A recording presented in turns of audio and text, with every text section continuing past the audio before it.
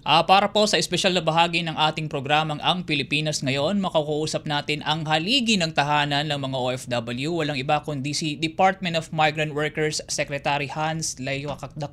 Hans Layo Kakdak. Sec Hans, magandang araw po sa inyo. Magandang araw po sa inyo at sa inyong mga tagapakinig, tagapanood. Okay po. Sec, nabatid po natin ang patungkol po sa kababayan natin na si Jenny Alvarado, isang overseas Filipino worker po na sa Kuwait dahil sa umunoy suffocation. At nang inihatid po ang labi niya sa ating bansa ay natuklasan kalaunan ng kanyang pamilya na hindi pala ito ang bangkay ng kanilang kaanak na si Jenny. Alam po natin gumugulong na ang investigasyon at nakikipag-ugnayan na ang pamahalaan ng Pilipinas sa pamamagitan po ng Department of Migrant Workers at Department of Foreign Affairs. Para po sa kabatiran ng ating mga tagapanood at tagapakinig, meron na po ba nga naibigay sa inyong paunang paliwanag ang Kuwaiti authorities kung bakit po nangyari po ito? Ang nangyari dito ay nung matapos sawi sa Kuwait ang ating kababayan na si Jenny Alvarado nung Pecha 2 ay sinikap natin na maisaayos ang kanyang pagpapauwi. Opo. Pero sa kinasamaang palad ay nagkaroon ng pagkakamali, mistake sa identification ng labi kasi kasama niya dun sa alleged smoke inhalation dun sa kwarto ng bahay bakasyonan ng kanyang employer ay dalawang Nepali. Opo. At yung isa dun sa Nepali ang naiuwi dito. Nagkaroon ng pagkakamali and I asked our lawyer on the ground to look deeper into this matter.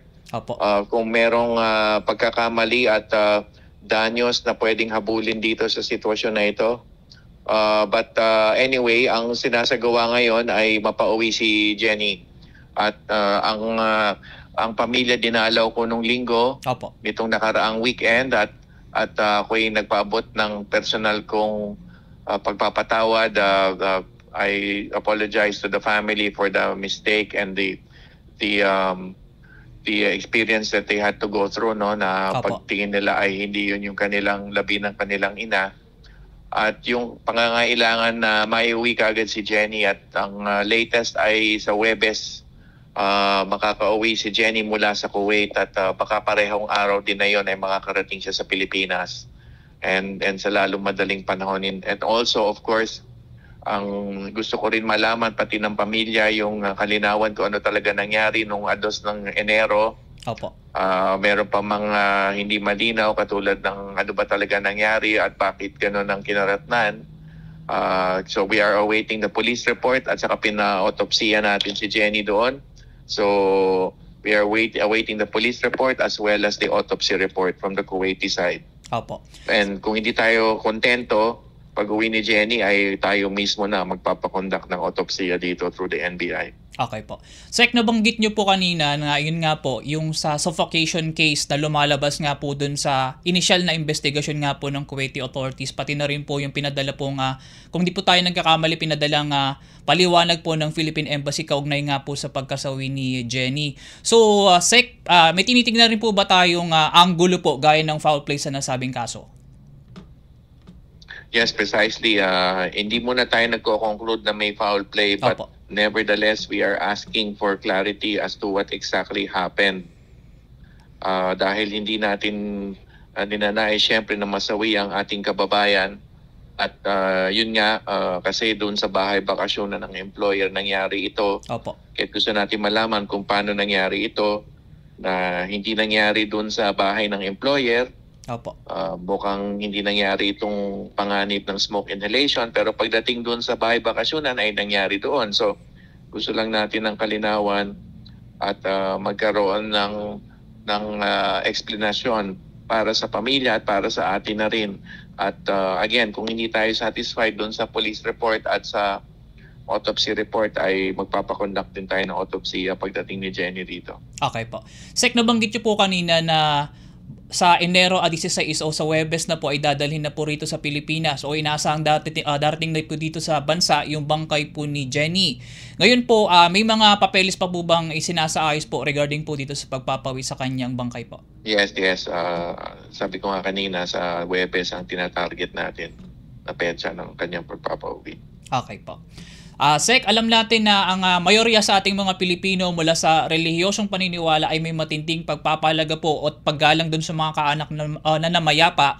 Kaya gano'n na lang po yung hinanakit ng naiwang pamilya ni Jenny. Mula po rito, paano natin tinutugunan na ang ganitong bigat na pasan po ng pamilya Alvarado? Matanong na rin po namin kung paano naman po may isasauli yung may sasaulin ng may dignidad yung bangkay po ng Nepali national na ipadala na po rito sa Pilipinas.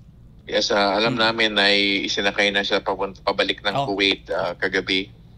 At yun naman sa pamilya ay dumalaw nga ako ng linggo, 2 beses ko na nakadaog palad ang panganay na anak at mga anak, 5 ang anak, no? At yung panganay na anak at saka nanay at tatay nakadaog palad ko na, pinuntahan ko sa bahay nila. Opo. At pati yung 3 minor de edad na anak ay nakausap ko rin. At tayo naman ay magkakaroon ng yun nga, patuloy pa na pagpapaalam ng kung ano ba nangyari nung 2 ng Enero dun sa bahay bakasyonan, sa nangyari yung sinasabing smoke inhalation, coal inhalation. Opo. Dahil kailangan talaga ng kalinawan. At kung merong kailangan kasuhan dito o may foul play na tinatawag ay we will seek justice, no, para kay Jenny. Apo. Sek, matanong lang din po natin kanina, nabanggit ko yung about doon sa Nepali national po na dala rito sa bansa, tapos nabanggit nyo po na naipadala na po sa kanilang bansa.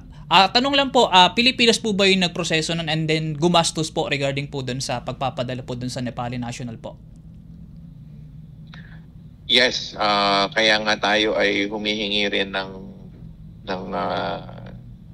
kumbaga compensation o kabayaran doon sa nangyari. Alam naman natin na itong pagpapauwi sa Huwebes ay hindi na natin kailangang tustusin kasi yun nga, dito sa pagdala sa Nepali ay Philippine government na ang gumastos. Opo. Sek, mula po sa paliwanag kung bakit po humantong sa suffocation yung pagkasawi ni Jenny, naungkat po muli yung kalagayan ng mga overseas Filipino worker natin sa Kuwait, lalo't ilang linggo pa lamang din ang nakararaan ay may kababayan din po tayong nasawi rin sa host country matapos umano'y siya pastlangin. Nabanggit niyo po na mula po lamang sa kasong iyon ay muli pong nire-review ng Pilipinas ang deployment ng overseas Filipino workers sa Kuwait. Sa panibago pong kaso mula naman po kay Jenny, may karagdagang bigat po ba ito para kumawing ang pamahalaan sa posibleng temporary ban o paglimita sa mga ipadadalang manggagawa roon? Yes, definitely. Rinrepaso natin ngayon ang polisiya ngayon, lalo na kapag hindi natin nakamit ang ganap na hustisya o paliwanag o results ng investigasyon doon. Kaya tinaatabayan na natin yung resulta ng mga investigasyon doon sa kaso nung naunang kaso, yung kay sa OFW yung pinaslang. Opo. At dito kay Jenny. Okay. Sek, mensahe na lang po natin sa ating mga kababayan, sa pamilya po ni Jenny at sa mga Pilipino pong manggagawa po na nasa Kuwait pa sa ngayon po. Yes, tayo ay nakikiramay sa pamilya ni Jenny at patuloy nating isasaayos ang kanyang pagpapauwi. As I said, Huwebes ang latest schedule na nakuha natin. At sa pamilya naman tayo na nagbigay ng paunang assistance at pagpapaabot ng pakikiramay, pakikiisa at assurance na tayo ay tutulong.